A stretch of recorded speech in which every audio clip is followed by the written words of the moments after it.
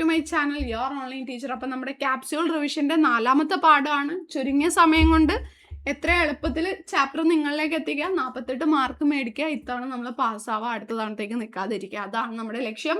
അതല്ലേ ലക്ഷ്യം? താഴെ കമൻറ്റ് ചെയ്യും, ഞാൻ ഇത്തവണ എന്തായാലും പാസ്സാവുന്നു. നമുക്കൊരു വിശ്വാസം വേണം, എന്നാലാണ് നമ്മളെ മറ്റുള്ളവർ വിശ്വസിക്കുള്ളൂ. Okay, set. അപ്പൊ 4ാമത്തെ പാഠത്തിൽ നിന്ന് നമ്മുടെ സേ എക്സാമിലേക്ക് വേണ്ടിയിട്ട് വളരെ പ്രധാനപ്പെട്ടതായിട്ട് പാസ്സാകാൻ വേണ്ടി നിങ്ങൾ പഠിക്കേണ്ട കാര്യമാണ് പ്ലാനിങ്ങിന്റെ ഇമ്പോർട്ടൻസ്. അതിന്റെ ലിമിറ്റേഷൻ എന്തായാലും പഠിക്കണം. തന്നെ ഉണ്ടാക്കി എഴുതാം, വെറുതെ പോയിന്റ് കാണാതെ പഠിച്ചാൽ മതി. Planning provides direction. ഓരോ കാര്യങ്ങൾ ചെയ്യുന്നതിന് വേണ്ടിയിട്ടുള്ള ഡയറക്ഷൻ തരുന്ന പ്ലാനിങ് ആണ്. It reduces A risk of uncertainty. ഒരു കാര്യം നേരത്തെ പ്ലാൻ ചെയ്ത് നമ്മൾ ചെയ്യുന്നതിലൂടെ അതിൽ വരാകുന്ന റിസ്കുകൾ നമുക്ക് കുറയ്ക്കാൻ വേണ്ടിയിട്ട് പറ്റും.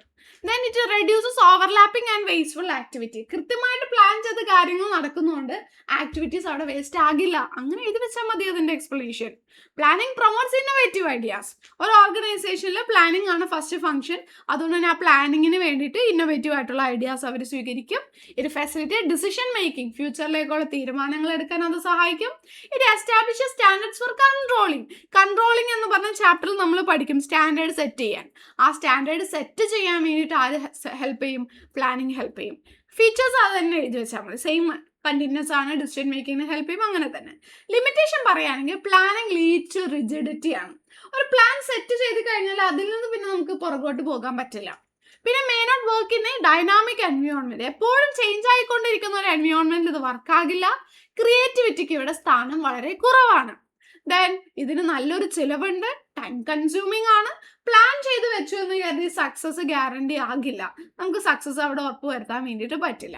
ദെൻ ഇതിലെ 8 മാർക്കിന്റെ വളരെ പ്രധാനപ്പെട്ട ഒരു ചോദ്യമാണ് പ്ലാനിങ്ങിന്റെ പ്രോസസ്സ്. ആ പോയിന്റ് എഴുതാ, എക്സ്പ്ലനേഷൻ നിങ്ങളുടേതായിട്ടുള്ള ലാംഗ്വേജിൽ എഴുതി വെച്ചാൽ മതി. ടീച്ചർമാരെ മാർക്ക് തന്നോളും. ആദ്യത്തെ സ്റ്റെപ്പ് എന്താണ്? ഒബ്ജക്റ്റീവ് സെറ്റ് ചെയ്യുക എന്നുള്ളതാണ്. ഒബ്ജക്റ്റീവ് സെറ്റ് നമ്മൾ ചെയ്തു. ഒബ്ജക്റ്റീവ് സെറ്റ് ചെയ്യുമ്പോൾ അപ്പൊ സ്റ്റാൻഡേർഡ്സ് സെറ്റ് ചെയ്യാന്ന് പറഞ്ഞിട്ടുണ്ടെന്നുണ്ടെങ്കിൽ സ്റ്റാൻഡേർഡ് സെറ്റ് ചെയ്യല്ല, ഒബ്ജക്റ്റീവ് സെറ്റ് ചെയ്യാം. ഒബ്ജക്റ്റീവ് സെറ്റ് ചെയ്യാന്ന് വെച്ചാൽ ഒരു ഓർഗനൈസേഷൻ ഒബ്ജക്റ്റീവ് ആണ് ആ ഓർഗനൈസേഷൻ എന്താണ് നേടേണ്ടത് എന്ന് തീരുമാനിക്കുന്നത്. അപ്പൊ കറക്റ്റായിട്ട് ഒബ്ജക്റ്റീവ് സെറ്റ് ചെയ്താലേ നമുക്ക് നേടാൻ പറ്റുള്ളൂ. ദെൻ ഒബ്ജക്റ്റീവ് സെറ്റ് ചെയ്ത് കഴിഞ്ഞാൽ ഡെവലപ്പിംഗ് പ്രിമൈസസ് ആണ്. അതായത് ചില അസംഷൻസ് നമ്മൾ എടുക്കണം. ഇത് ഇങ്ങനെയാകും, അത് അങ്ങനെയാകും എന്നൊക്കെ ഫ്യൂച്ചറിനെ പറ്റിയിട്ട് നമുക്ക് അറിയില്ലാത്തതുകൊണ്ട് നമ്മൾ കുറെ അസംഷൻസ് സ്വയം എടുക്കും. അതാണ് പ്രിമൈസസ്. അത് 2 മാർക്കിനും ചോദിക്കും കേട്ടോ.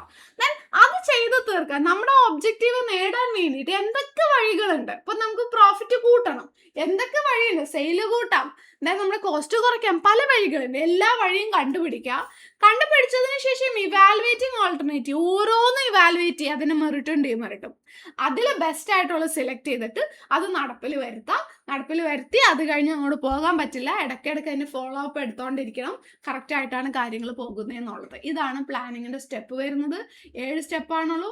വളരെ പ്രധാനപ്പെട്ടതാണ് നമ്മുടെ പാസ് മാർക്കിലേക്ക് നമ്മൾ എത്തിക്കാൻ വേണ്ടിയിട്ട്. നന്നായിട്ട് പഠിക്കുക. താങ്ക്